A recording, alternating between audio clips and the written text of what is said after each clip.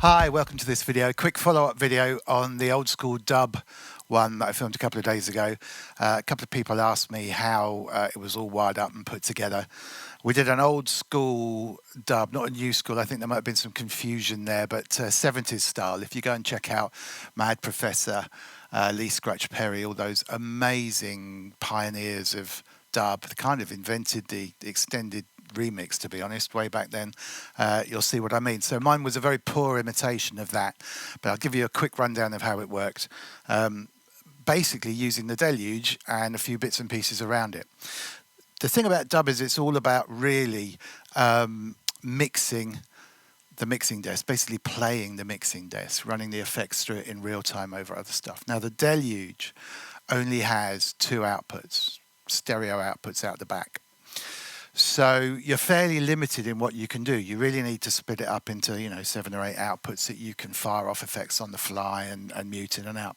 So what I did was, within the Deluge, I sampled a lot of stuff that already had effects on. And you can go one stage further. A few people are now taking the Deluge, putting a snare drum, for example, in it, and then recording the reverb on the snare drum on a different track, so they can turn it up and down internally, run it backwards and so forth. So you can take it a way further than I did with a little bit more time and effort. But I recorded a bunch of tracks and patterns in there with pre-affected stuff that I could drop in and drop out, and then I saved a bunch of those that I could flick between, so that I could choose various patterns and then I could mute things and unmute things within those patterns as we went. And then I ran a bunch of other tracks, 5 other looped tracks coming out of a sample player. I used this thing called a BitBox, which is in my Modular. It's just a sample player. At the moment, actually, because I've been fiddling around with the Modular, it's coming out of the door behind me just as a loop. But you just need to be able to synchronize and play some other stuff alongside it. The other stuff is really simple. It's like a little guitar thing like that, little piano thing like that, and they're just running on loops. You could put them in the Deluge and move them in and out. It's just that you're losing that kind of live real-time feel. So, that being said, if we take a very quick look at the way the Deluge is working, when you save a song on the Deluge, it effectively saves it. We were using sort of song pattern 0 here. It saves 0, 0A, 0B, 0C, 0D, different versions with backups as you're working on them. So what I did was I took a basic pattern, which I think is sitting in 0B, and I set within 0B all the tracks that I wanted, setting them up with the mutes and so forth, and then ran that into 2 channels into the desk. So if I literally unmute the desk here, then we have 2 tracks coming solely out the Deluge. And if we look again at the Deluge, here are all my tracks lined up. If I mute everything, just quickly, so you can hear those effects tracks already. Nothing's coming out. We can start with a kick drum and a rim shot. So there's my kick, second one up. This one at the very bottom's just got a few little kind of techno-y sounds. You can hear that there's already a spring reverb on that rim shot. That's coming from the sample. And the kick drum, I've actually sampled a lot of different versions of the same kick at different pressures, if you like, different velocities, just to give it a bit of movement. But there's my kick and my snare running. Let's come back out into the song again. I can drop in, say, a hi-hat. And back on the desk, there are no effects running on that at the moment at all. However, I can now run effects if I wanted to. It's a big reverb running on this desk. There's a spring reverb running on this desk as well. That's a kind of homemade spring reverb, which I used to record some of those samples through. And then there's 2 delays, which we'll look at in a second, but there's this one, which is a bit quiet at the moment. We'll come back to that in a sec. And there's this one. So very dub style delays. There you go, there's the other one. So I'll turn all of those off for a second. Back on the Deluge, the other parts that I had running that I could drop in and out are things like percussion tracks. That's basically the core of the drums. And then I had some effects running like that. Tambourine loopy thing that I left out for most of it. Up here is a MIDI part for a bass line, which I'll show you in a sec. And then within here, within this section here, those are fills that can come in and out on the end. So if I take out those dubby effects tracks that I recorded, I can literally drop in different fills. And then of course, if I drop a few of those in back on the desk, I can turn up even more delay on that just by running that. So there are ways of running effects on this desk, even though there's only a stereo output from the Deluge. And of course, some of these delays have intensities on them. So for example, this delay here,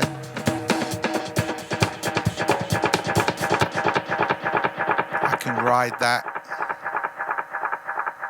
just by playing with the feedback knob. So there is stuff that you can do, but you are limited a little bit with 2 tracks, as I said before. The other stuff that's going on, that's basically on the Deluge front. I was effectively loading different parts. So when I wanted to drop something out, I could load up the next part. It waits till the end of the cycle, and then will come in now. A much more basic level, and then there's a dropped out version one here, I think. Kick drums have dropped out, effect sounds have come back in. So again, I can play with various bits on the desk there if I want to.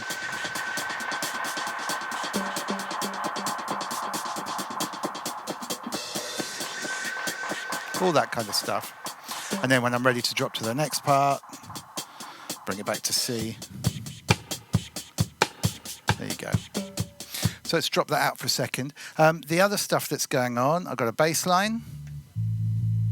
That's just running as a sample. So that sample itself is coming, at the moment out the door, like I said, but was coming out of the BitBox.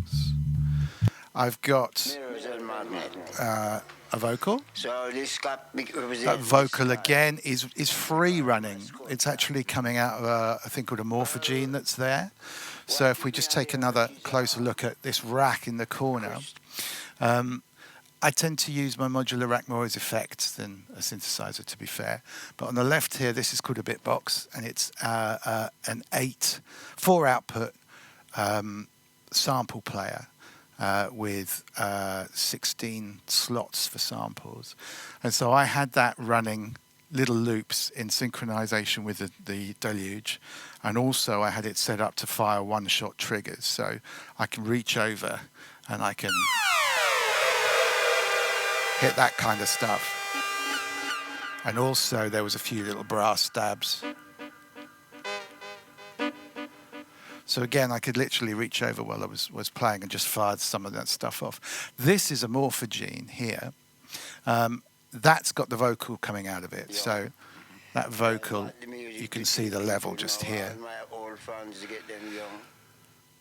That really is just playing as a sample player. Morphagene does some pretty amazing stuff with crunching up and changing samples. And I kind of thought I'd be messing with, some of the controls whilst I was mixing. In the end, I didn't bother.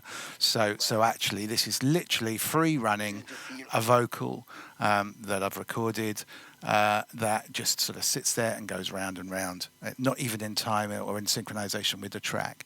So when you're actually mixing this thing, you're kind of looking at the lights on the top of the desk if you're muted as to whether a good gap to come in would be. And that's it, actually, I think, in terms of the stuff that's coming out. So we've got basic drum tracks here, bass, vocal. Yeah. Just leave that out for a second. Scratchy guitar on the left. bit of piano on the right. And then a couple of tracks here where I was just flying in those effects that you saw. So.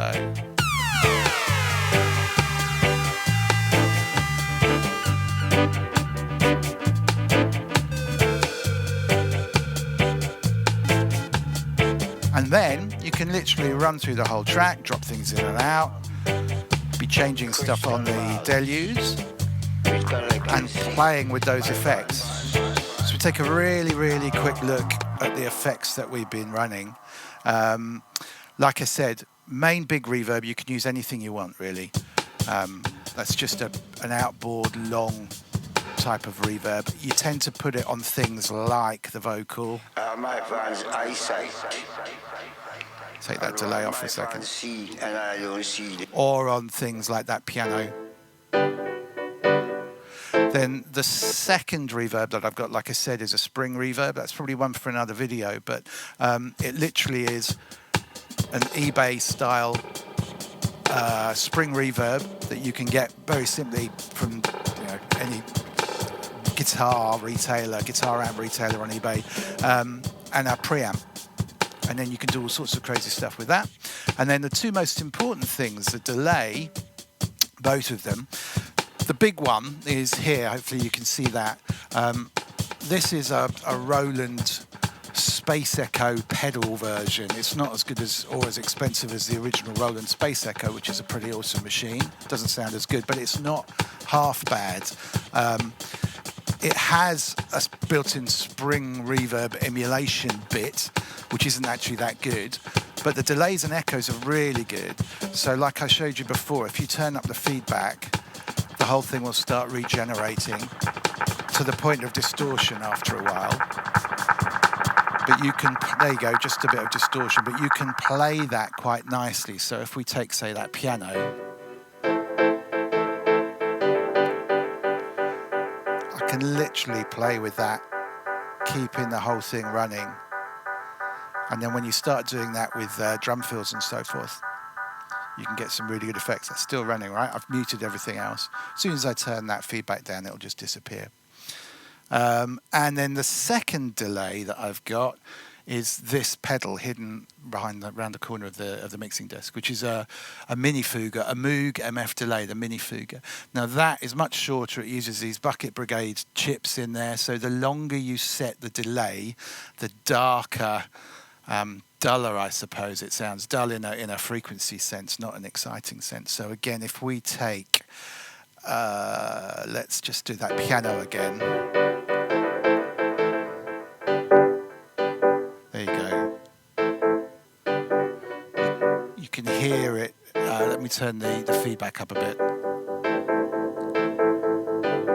It's a lovely sound, actually. It's nice and calm, dull sounding. The more you turn up that delay, like I said, the worse it'll sound in terms of clarity. And it doesn't have a lot of delay length of time in there, so this the Space Echo does a lot more. But in terms of having just a little effect, maybe particularly on something like that guitar, turn the feedback back down. It's got a really nice feel to it. It's really good actually for sticking in front of the spring reverb. So you get a little delay and a little dullness into the spring reverb, but that's, like I say, that's for another video. So there you go, I think. Oh yeah, the other thing was we have a MIDI part that's playing this Behringer Model D. So I could flick between two bass lines. This is literally coming straight back into the desk, into the 2-bus, into the master bus as an input that you can drop things into. So the effects returns of those delays and so forth, plus this, are all coming in there with no effect on whatsoever. It's just a way of getting some extra space into this desk. So you've got 4 sends, but one of those sends is a stereo Q-bus, so you're literally panning between them. But you can effectively have 4 sends. All the returns come in off a little a mixer coming into this final 2-bus. And then dropping this bass line in and out, all I was effectively doing was turning on and off the Moog. So I can switch it on and I can switch it off. So when I had, let's have that bass running. Hopefully this will be loud enough, but I could mute out the turn it up a bit over here. So there's one bass line running, and then when I wanted to switch it back, I could just literally switch the thing off. Not the most elegant way of dropping something in and out, but it doesn't click or bang when you power it up and power it off again, so it worked really nicely. At least I can reach both of them. And then the world is your oyster. That's basically it. You can play the desk, you can mute things in and out, particularly those fills. So if I want to drop another one of those fills in, I can literally do that. One more time, do it properly this time.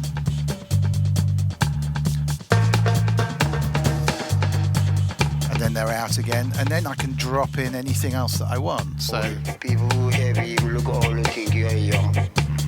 That's music to do people know how my old friends get them young.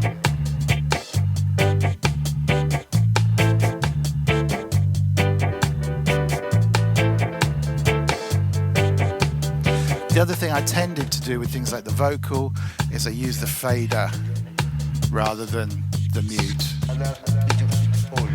because you might clip something, as in sort of chop something midway through with the cut, the mute, but here you can just smoothly push stuff up and become live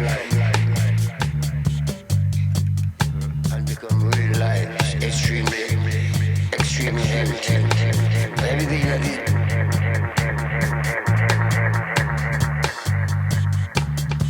is. So there you go. That's it in a nutshell. Thanks for watching. I hope that was useful, and I'll see if I can come up with something good to be watching the next time. Thanks a lot. See you again soon, I hope. Take care.